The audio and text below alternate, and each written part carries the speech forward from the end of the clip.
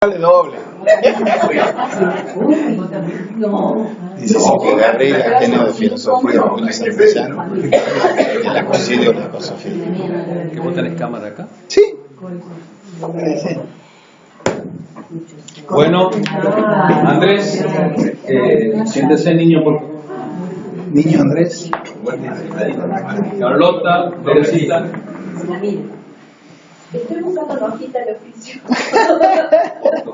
La hojita blanca, ¿tenés? ¿Para qué? Para escribir. Acá, ¿lo tenés? Arriba. A ver, espera, yo te traigo. Para... Sí. Grande, Andrés.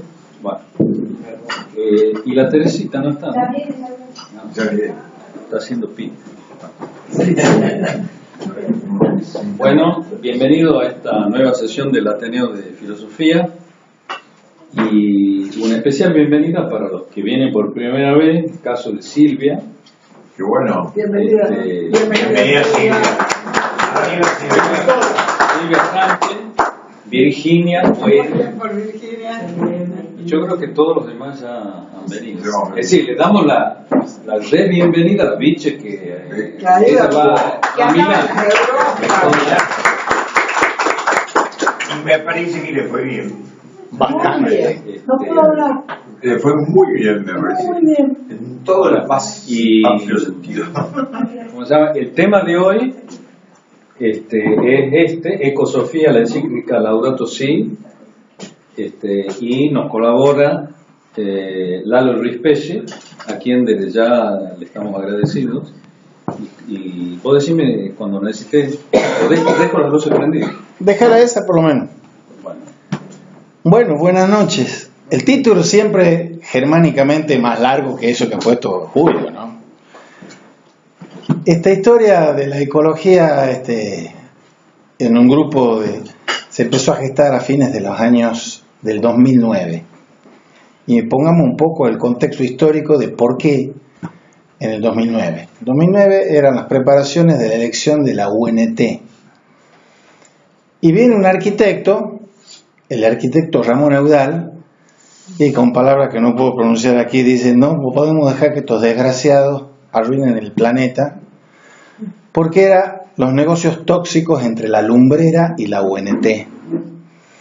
Entonces ahí creamos otra UNT posible y empezamos a hacer estudios, escritos y actuaciones políticas para discutir la cuestión ecológica. Y uno de los textos era La megaminería o la vida, del patrón oro a la madre tierra. UNT y la lumbrera, la sociedad tóxica entre la universidad y la minería transnacional. Eso originó uno de los textos que era Entre el ecocidio y la ecosofía. La palabra eco viene del oikos y significa hogar o casa. Y para ponernos en feministas, los varones construyen casas y las mujeres edifican el hogar. Bien. La Laudato Si es cuidar el hogar común que es la tierra. Es la encíclica del 2015 del Papa Francisco. Ahora, el paneo, al que no los voy a torturar haciéndolo en detalle, pero les voy a dar los trazos gruesos, de cómo pasamos de esta economía que está al comienzo a la ecología que está después. La economía la inventa Aristóteles, estamos en el siglo IV antes de Cristo. La ecología la inventa, el término, un señor que se llama Haeckel, que es discípulo de Darwin. Y después viene mucho más reciente el ecocidio, que es el hombre se ha convertido en Satán de la tierra y se está depredando la biodiversidad, las aguas, los aires, la tierra, el ecocidio. Y lo cuarto es la ecosofía. Y ahora vamos a ver esa historia de la ecosofía, que tiene raíces no solo en la filosofía contemporánea, sino en las culturas de la filosofía andina, por decirlo así, también. La madre tierra se plantea un dilema ético entre el oro ecocida capitalista y la vida de la ecosofía fraterna y solidaria. El ecocidio tiene que ver con un modo de producir y un modo de consumir que está implícito, íncito en la maquinaria del capitalismo en su variante actual y pululante, que es bastante salvaje. El hiperconsumismo lleva a un hiperproductivismo que desequilibra totalmente y va generando una especie de tormenta perfecta, que veremos algunos rasgos de ella. Desde el saber mitológico de las culturas antiguas a las reflexiones de la teología, la filosofía, etcétera, y la ciencia contemporánea, la Tierra estaba siendo investida de un aura de sabiduría vital de una madre. Una madre y también una hermana, pero más madre que hermana, y eso es la Pachamama. Pero no solo la Pachamama, y veremos algunos detalles de la Pachamama, porque en la cuestión ecosófica de la sabiduría de la madre la inventa, uno de las que las propala, hay dos, un sueco y un catalán hindú. El sueco se llama Ness y el catalán hindú se llama Raymond Panikkar. Madre catalana católica y padre hindú, ingeniero, educado en Inglaterra. Y el tipo se va y vive muchos años en India, y cuando vuelve de India, ya era cura y todo, dice: me fui cristiano, volví hindú sin dejar de ser cristiano. Y el tipo escribe un libro que se llama Ecosofía, una nueva sabiduría de la Tierra, publicado en 1994. Pero hay que ver todos los bemoles y las idas y vueltas que tiene los malos tratos y las explotaciones y las depredaciones de la tierra. Esa concepción de la sabiduría y espiritualidad de la tierra, dice el señor Panikkar, es lo que él llama ecosofía, que reclama un nuevo equilibrio, no entre el hombre y la tierra, y no es una sabiduría sobre la tierra, y no es una sabiduría, sino que es una sabiduría de la tierra misma, que se manifiesta al hombre cuando sabe escucharla con amor, dice Panikkar. Pasemos a la Pachamama. La madre tierra, Pachamama, es donde se puede hablar haciendo un puente entre el griego y el quichua. Hay un señor alemán que ha vivido, 15, 20 años en Perú y en Bolivia, que se llama Joseph Esterman, y escribió un libro, Filosofía Andina, y escribió un libro en que hace un puente entre el quechua y el castellano y el griego, y dice: hay una Pachasofía, una sabiduría de la tierra. Y eso está anclado, independiente y previo a los griegos, en las lenguas aborígenes y en los pueblos aborígenes. Nombra la sabiduría andina del cosmos físico o natural como una casa, orgánicamente ordenada. La Pachamama o Madre Tierra relaciona los tres estratos del universo a través de su fecundidad. El sol, Inti, masculino, mediante la lluvia, Para, femenino, fecunda a la tierra virgen, y el hombre, Runa, ayuda en este proceso labrándola, o sea, abriéndola para relacionarla con las fuerzas de arriba, Hanak, y las de abajo, Uray. La Pachamama es la fuente principal de la vida y por lo tanto de la continuación de este proceso cósmico. ¿Qué pasa? Dentro de poco Julito les va a exponer Renato Descartes. ¡Qué desgracia estos genios que vienen a hacer destrozos en la Pachamama y en el resto de las cuestiones orgánicas! Porque estábamos hablando en el entretiempo del mecanicismo que hay en la concepción de la res extensa, el dualismo que establece Descartes, y que eso va a pautar el mecanicismo, el determinismo, y va a trasladarse a los planes de estudio de la Facultad de Agronomía, de Medicina, de Ciencias Exactas, que están repudiando todo aquello que es orgánico en el sentido espiritual, de la espiritualidad de la tierra. Por eso, la concepción a los orígenes de la modernidad, con el método inductivo, por ejemplo, de los Bacon, y después con los otros métodos experimentales de las ciencias físicas, que son, Descartes tenía un árbol que decía, las raíces son la metafísica, el tronco es la física, y las ramas son las artes mecánicas. En las artes mecánicas estaba la medicina, la mecánica que conocemos como mecánica, y todo lo que yo puedo conocer científicamente lo tengo que conocer clara y distintamente, y solo lo puedo conocer clara y distintamente si hago una distinción entre la res cogitans, el espíritu, que es el que conoce, y la res extensa. Todo el mundo exterior es res extensa, es cuantificable. Y ahí es donde estamos en el horno. Estamos en el horno con ese paradigma de la matesis universalis, que es de la cuantificación, y que elimina la vida. No se puede conocer la vida en un laboratorio, dice un premio Nobel de medicina, que se llama el Boff. No se puede conocer porque la vida no se puede explicar, ni se puede impugnar. Si yo les digo a todos y a cada uno de ustedes, ¿ustedes saben si están viviendo? Y por supuesto que me va a contestar que sí. Y yo les pregunto a continuación, ¿ese saber de ustedes es categórico, apodíctico, absoluto? Sí, yo sé absolutamente que estoy viviendo. Y si les pregunto a continuación, ¿puede venir algún científico, neurocientífico, fisiólogo, biólogo a explicarles a ustedes que están viviendo? No, porque ustedes lo saben, sin que lo expliquen. ¿Y puede venir a impugnarles a ustedes ese saber? Tampoco. Ergo, la vida la experimenta cada uno con su carne subjetiva y ningún científico la explicó, la explica ni la explicará nunca. Entonces, son muy buenas las ciencias, son muy útiles, pero hay que ver qué es lo que pueden y qué es lo que no pueden.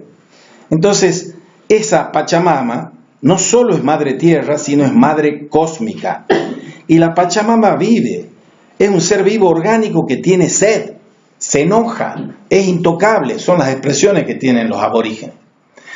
Esto de que la Pachamama es un ser vivo y orgánico, lo va a tomar un científico que es extraordinario y tira cohete también, que se llama Lovelock, que formula la hipótesis Gaia.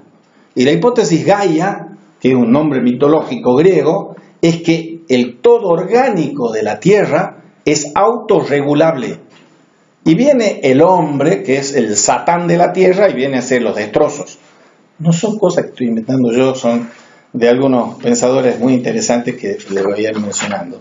Este señor, Lovelock, era un viejito con 80 y tantos años que se lanza de pechito en contra de ese mecanicismo, ese concepto mecanicista, determinista, cientificista, y formula, desandando el largo camino filosófico de los empiristas, los materialistas, todo ello, que dice, todos estos vienen explotando la naturaleza. La metáfora que usaban es que la naturaleza tiene que ser sentada en el banquillo de los acusados y torturada para sacarle las respuestas.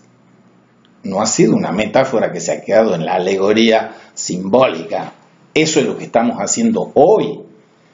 La explotación y la devastación de la tierra, el agua, la tierra, el aire, todo lo estamos devastando. Ni que hablar de los elementos no renovables energéticos. Él desanda ese largo camino filosófico y fue tan polémico en sus inicios y publica su autobiografía que se llama Homenaje a Gaia. Y después publica un libro más catastrofista que se llama La venganza de Gaia. Y este señor no quiere ser un mensajero de las oscuridades, pero él ve que fruto de el capitalismo mafioso, productivista, hiperconsumista, por un lado, y el descuido y el ataque a Gaia, estamos caminando hacia la extinción hasta de la especie humana y de la Tierra. Probablemente la Tierra, que es más inteligente que nosotros, nos elimine a nosotros antes que nosotros la eliminemos a ella. Pero ese es el catastrofismo del panorama en el que estamos planteados y plantados. Viene un periodista que se llama Hervé Kempf, francés, especialista en temas ambientales, escribe un par de libros, años 2007 y 2008, y pronostica que el estado de crisis ecológica prolongada y planetaria debería traducirse en un derrumbe primero del sistema económico mundial, lo que acontece poco después, él lo escribe en 2007 y al año siguiente viene el 2008, que es el colapso de la bolsa y Lehman Brothers, toda macana esa, y eso va a formar una tormenta perfecta y una catástrofe perfecta. La catástrofe perfecta, el libro de otro que lo cita, es Kempf, que es un periodista que se llama Ramonet, y está publicado en la Argentina, en Capital Intelectual, el librito de la catástrofe perfecta, que analiza todos los elementos económicos, el déficit de Estados Unidos, todo que se conjura para esta destrucción planetaria que estamos llevando a cabo. El director de Le Monde Diplomatique. Exactamente. Era. Lo que hay que destacar en este contexto es el círculo vicioso entre los disparadores económicos que alimentan el incremento del crecimiento económico, incentivando un hiperproductivismo para crear las falsas necesidades de un sobreconsumismo, todo lo cual incide directamente con los límites de la biosfera, que es expuesta al derroche energético y a la depredación del planeta. ¿Qué es lo que está mal con el capitalismo? Y no hay que ser agorero en contra del capitalismo por el capitalismo. Está mal es que no somos austeros para consumir. Y no solo no somos austeros, sino que somos derrochadores. Y no solo somos derrochadores, sino que eso está agotando recursos no renovables. A ver, las guerras del siglo XXI van a ser las guerras del agua. Algunas de las cuencas acuíferas más grandes están en la Argentina. Ahora son propiedad privada de norteamericanos, japoneses y franceses.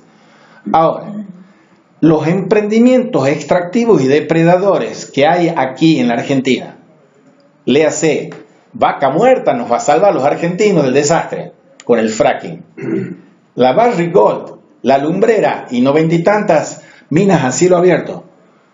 Les menciono la Barrick Gold, un libro gordote ahí de Bonazo que se llama El Mal, la relación entre la Barrick Gold y los Kirchner. Y después pueden seguir la firma porque siguen con los Macri.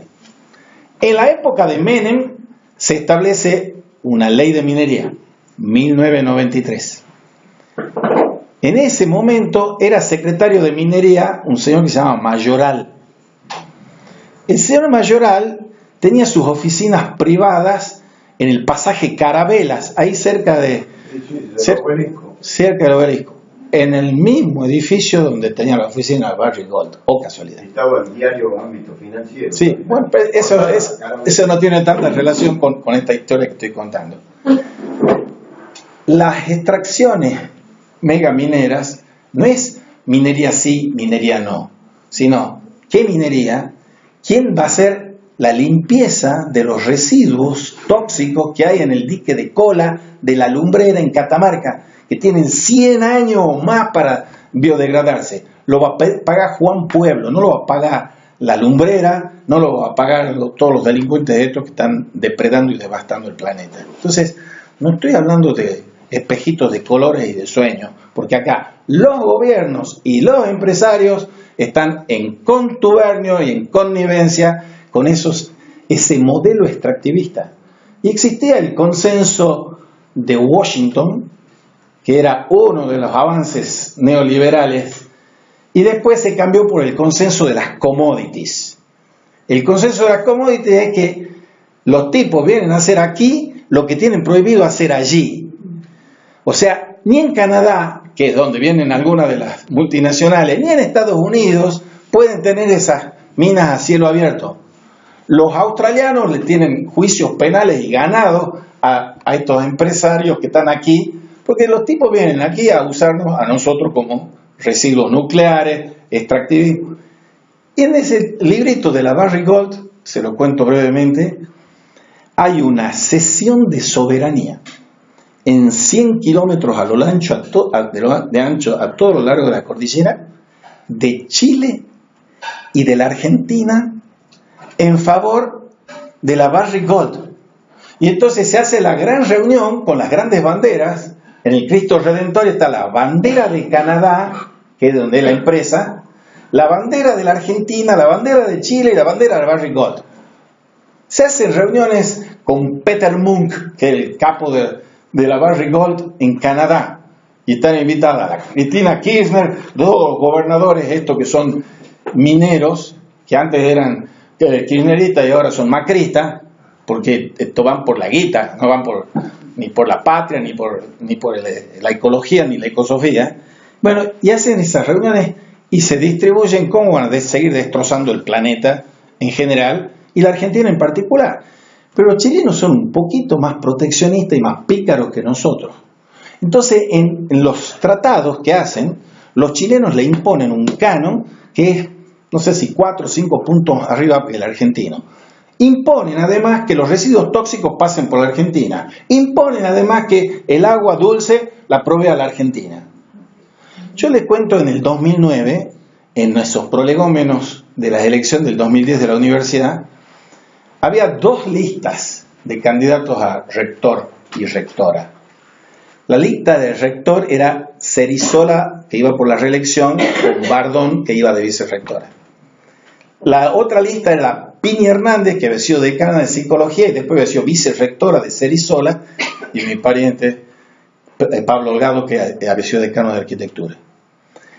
Estaban de operadores políticos el Gordo Saab, maestro de los maestros de la Franja Morada y de todas las fulerías habidas y por haber, y del otro lado un discípulo de él, que es otro impresentable, que ha sido diputado nacional, que se llama Luis Saca, y ha saqueado la universidad. Sí. Les hago acordar, se van a acordar cuando les haga acordar, el día 11 de mayo, que las elecciones eran el 14, 15, para rector, me llaman de la Gaceta como dirigente de Otra UNT es Posible. Ha salido el filmado ahí en las redes, el chico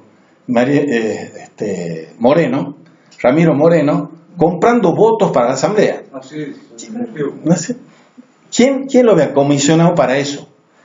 Le había tendido la trampa el Gordo Saab, para que 3 días antes de la asamblea se desenmascarara que era un fulero. Nosotros veníamos diciendo, en todos los documentos que hacíamos y están escritos, que tenían razón los dos, la Pini y Cerizola, porque los dos decían que el otro era un ladrón. Nosotros decíamos, sí, los dos tienen razón. Cuando me llaman a mí, en aquellos momentos había también la cuestión de los chicos muertos como fetos, que mentía Mansur, que era salud en el tema de la maternidad, y yo lo había llevado en un programa que tenía en la radio en la universidad a José Cano. Entonces me llama a las 8 de la mañana del día 12 de mayo del año 2010, José Cano, porque yo había salido diciendo, el grupo nuestro salió diciendo que los dos eran más de lo mismo. Era la primera vez que se presentaba dividida la Franja Morada. Eran 2 franjas de la Franja Morada que estaban peleadas. Y estaban los unos y los otros. Y nosotros salíamos diciendo que sí, nosotros estamos de acuerdo que es un corrupto Cerizola, ya lo venimos diciendo, pero los otros 4 menciono con nombre y apellido en aquel momento, lo mencionamos, no viene el caso que lo repita aquí, estaba la troika de los chicos donde estaba Cano. Y entonces Cano, que estaba junto a sus compañeros de hace 20 años de militancia rentada, cuando ya se corrompía la universidad, me dice, Lalo, ¿cómo me metí en la misma bolsa que los demás? Esa es una anécdota de cuál es el trasfondo de nuestra preocupación por lo ecológico y lo ecosófico. Ahora, ante las catástrofes estas, ecológicas y sociales, que se nos avecinan, sin ser apocalípticos, hay que afrontar un desafío grave e impostergable. Tomar medidas que no son nada agradables de ser tomadas, pero son las que nos van a sacar de este fango. Si bien es cierto que no existe una relación obligada entre la pobreza y la desigualdad, hoy en día la pobreza se está expandiendo como reflejo del aumento de las desigualdades, tanto dentro de las sociedades como entre los grupos de las naciones, dice Kempf. Hoy los pobres son ante todo jóvenes llenos de futuro en la pobreza. Y los índices del INDEC y el Observatorio Social de la UCA dice que ahora el 50% de los pobres son niños. Es una infamia que clama al cielo. Ahora, la inequidad es el problema económico o macroeconómico universal. Un gran economista francés que se llama Piketty, Thomas Piketty, ha estudiado empíricamente el crecimiento de las desigualdades. Ahora, ¿qué es lo que pasa?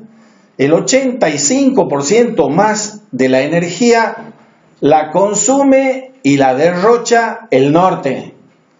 Y el 15% restante le queda para los 6.000 millones de habitantes que estamos en el sur y que estamos en un régimen, no hablo por mí, pero que están en el régimen de pobreza en un nivel escandaloso. Entonces, no hay solución de la economía si no hay una solución de la ecología y viceversa. Yo en los años 80 paso 4 años en Alemania. Los partidos verdes estaban naciendo. Y los partidos grandes establecidos, el SPD y la CDU y la CSU, ni tocaban el tema ecológico.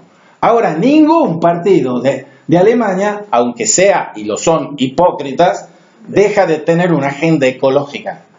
¿Por qué? La cuestión es clave y grave.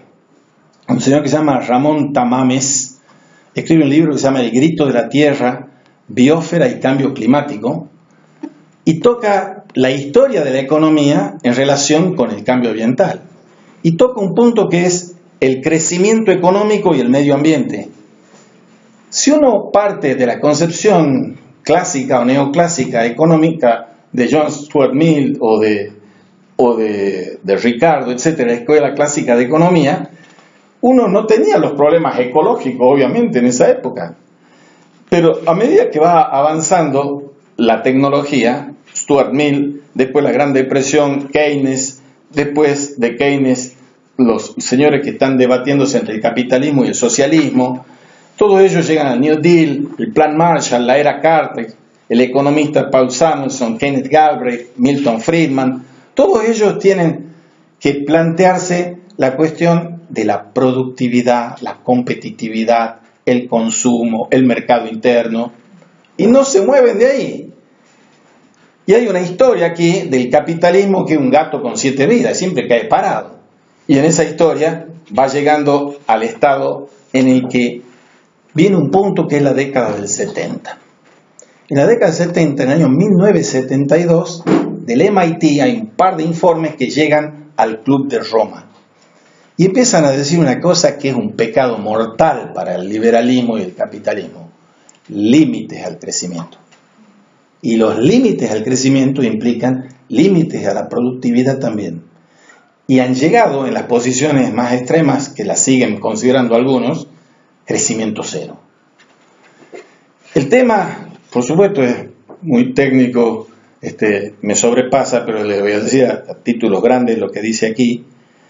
Todo lo que hemos visto sobre la evolución del capitalismo, que pasa del expansionismo ilimitado al crecimiento con límites.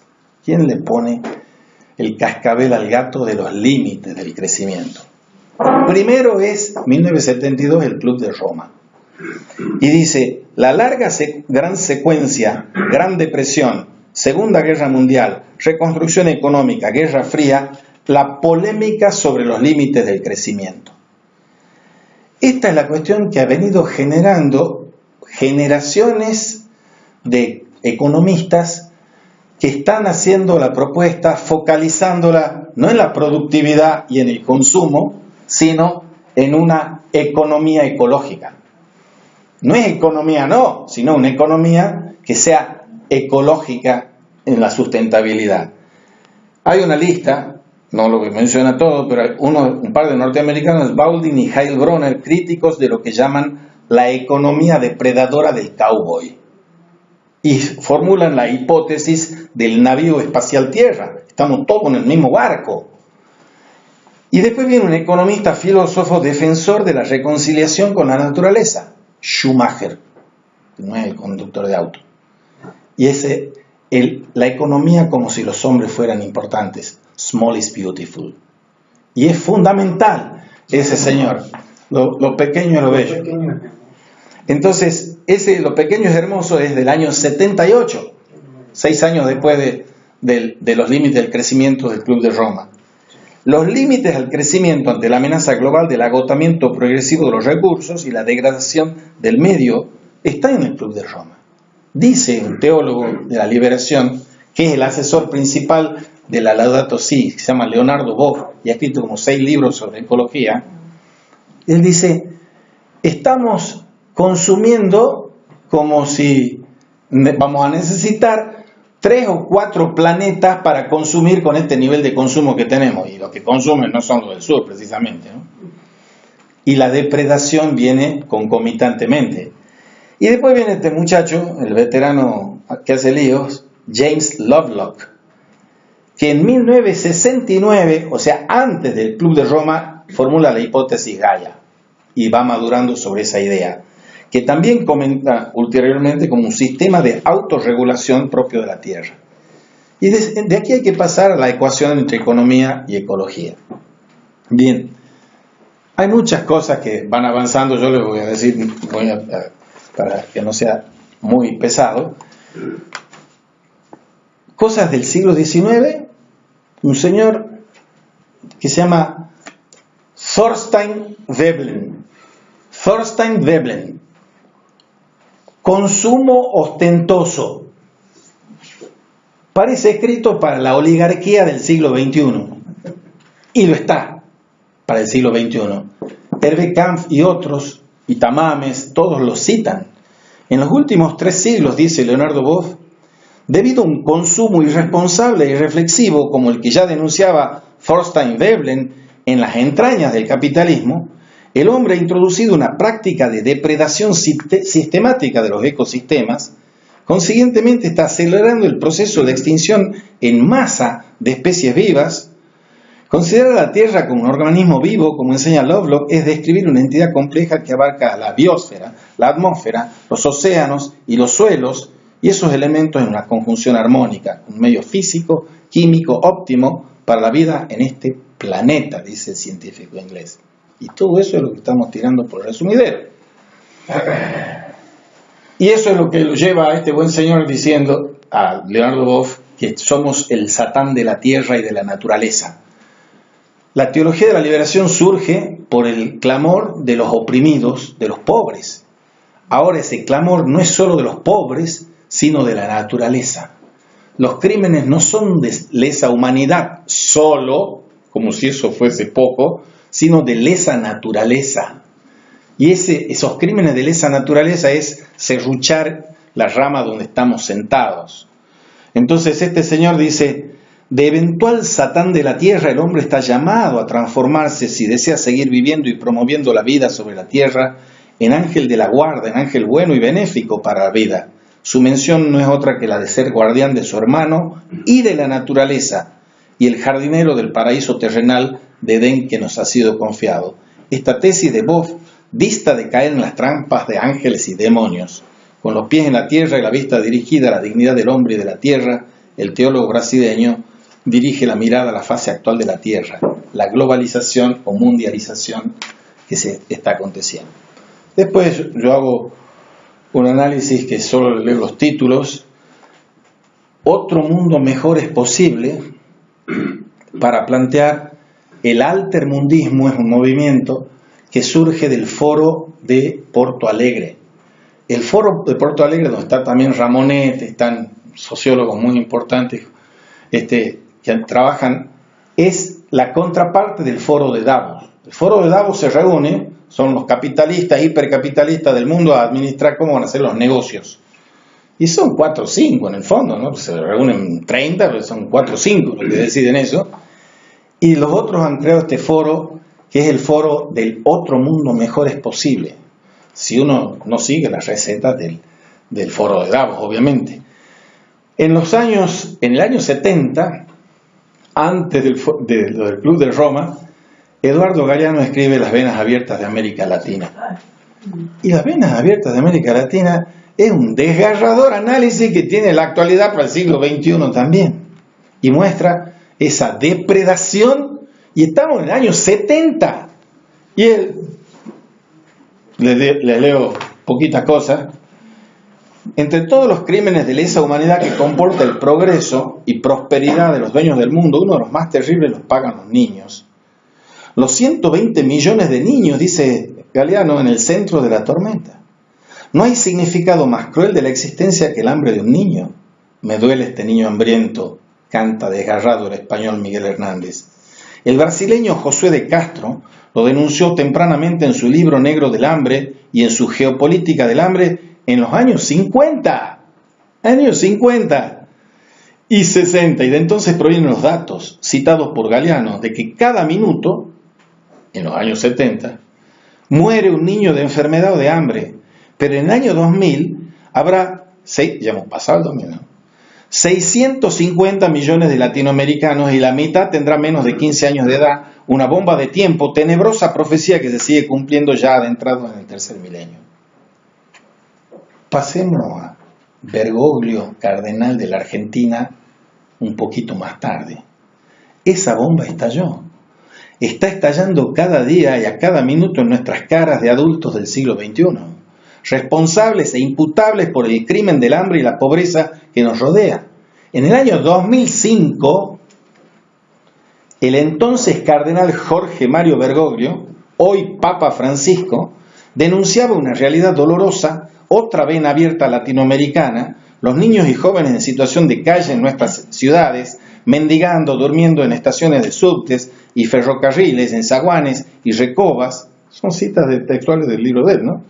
En ocasiones aspirando solos o en grupos, pegamento y todo eso, niños y adolescentes cartoneando y hurgando en la basura en búsqueda quizás de su única comida diaria, aún en horas entradas de la noche. Alcohol, droga, pedofilia son el calvario de no pocos niños y adolescentes argentinos.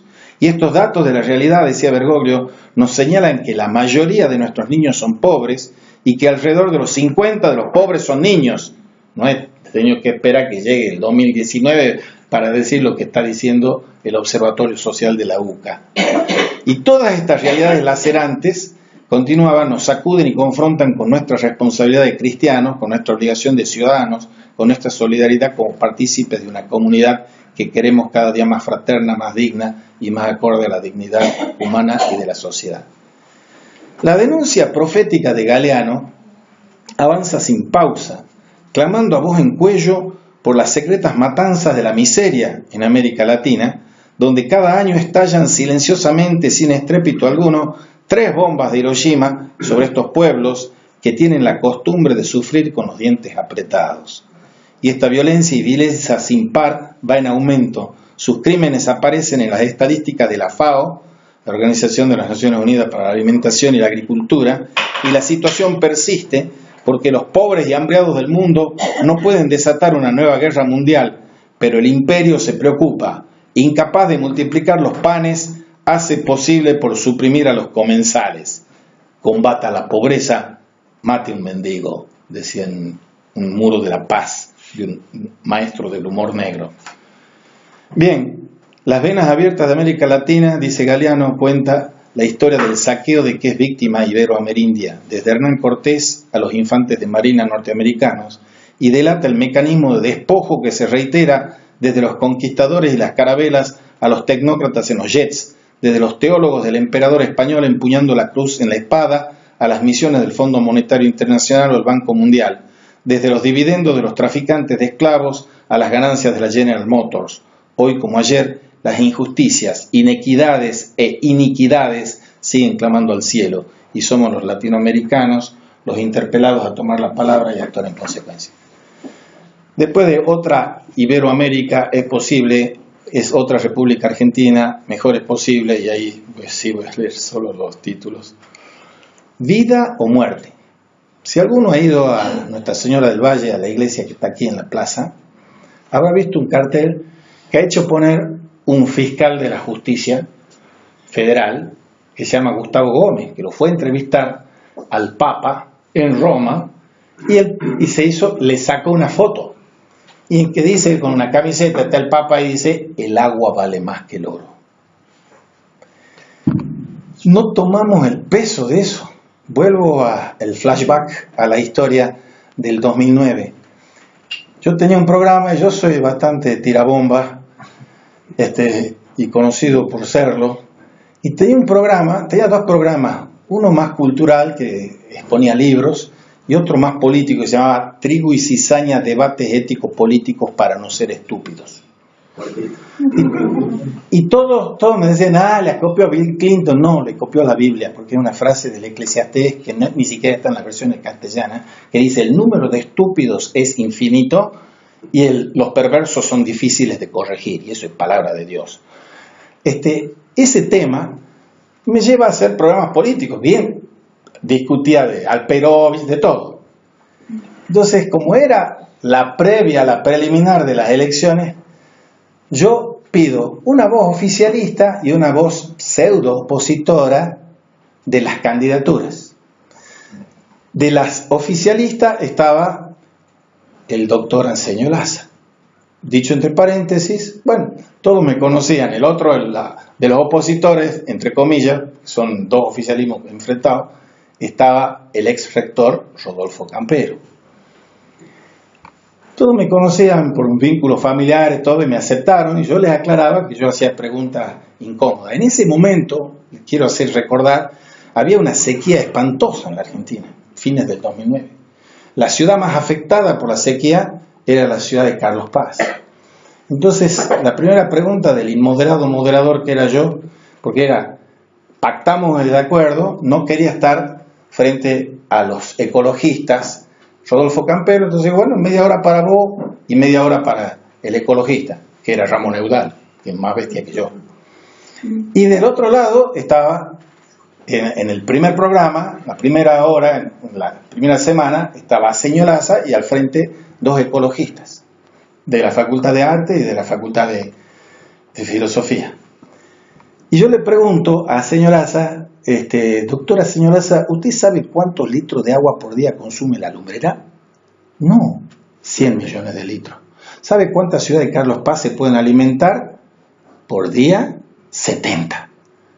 Bueno, Lalo, pero vos sabés que siempre en todas las discusiones está la mitad de la biblioteca para un lado y la otra mitad para el otro. Bueno, la mía está puesta sobre la mesa, ¿cuál es la suya?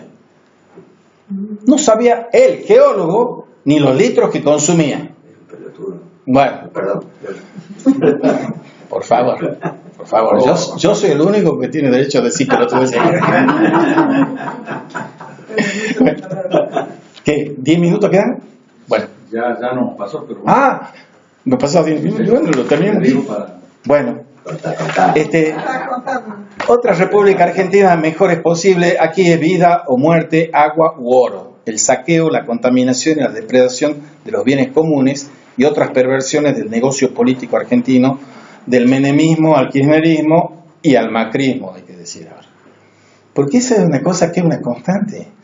Pase el gobierno que pase, hacen todo lo malo para el país. Y todos renuevan los contratos con Monsanto, con Chevron, con la Barrick, ahora que se terminaba con la lumbrera, le están prorrogando 20 años más a la lumbrera, porque son tan buenos ellos. Bueno, no voy a contar lo de la Argentina y terminemos la cuestión con una reflexión sobre la Laudato Si como tal. Hay un economista hindú, hay tantos hindúes que son unos buenos que nos están dando una mano bárbara. Tiene nombres difíciles, por eso no lo sabemos. No, este se llama Muhammad Yunus. Muhammad Yunus. Este tipo, el del Banco de los Pobres, ha hecho un experimento, el Grameen Bank, ha hecho un experimento genial. Darle los préstamos no a los varones sino a las mujeres, porque las mujeres devuelven. Tiene una tasa del 100% de retorno. Y es un éxito bárbaro porque hacen los microemprendimientos, las mujeres, y las sacan de la pobreza. Pero este tipo sacó este libro ahora, La nueva economía de pobreza cero, y esta no es de Macri, ¿no? Desempleo cero y cero emisiones netas de carbono.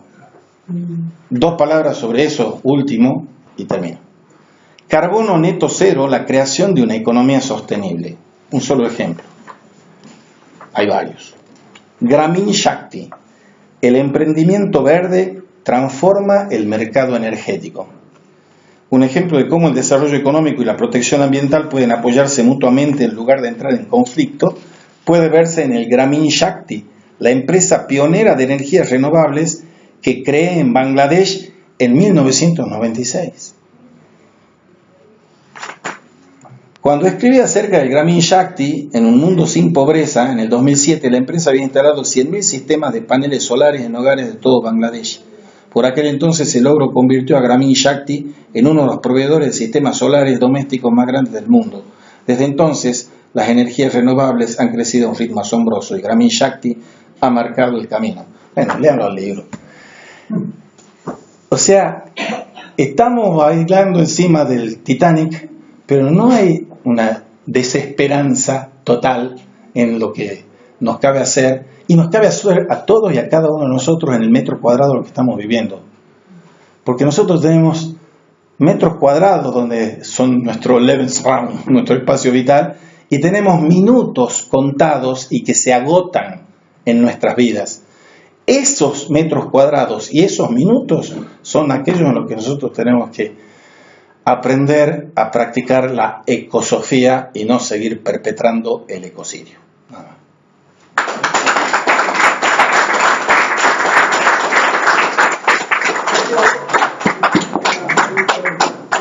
Bueno, le agradecemos la exposición de Lalo y la mecánica para los que no están al tanto. Vamos a la parte social y gastronómica y ahí La parte buena se dice. y ahí le hacemos las preguntas. Seguimos con el tema, pero Algo dionisíaco. mientras Sí, nada de los apolíneos como los santillanos, los dionisíacos, el puro vino. Bueno, yo ya no puedo tanto.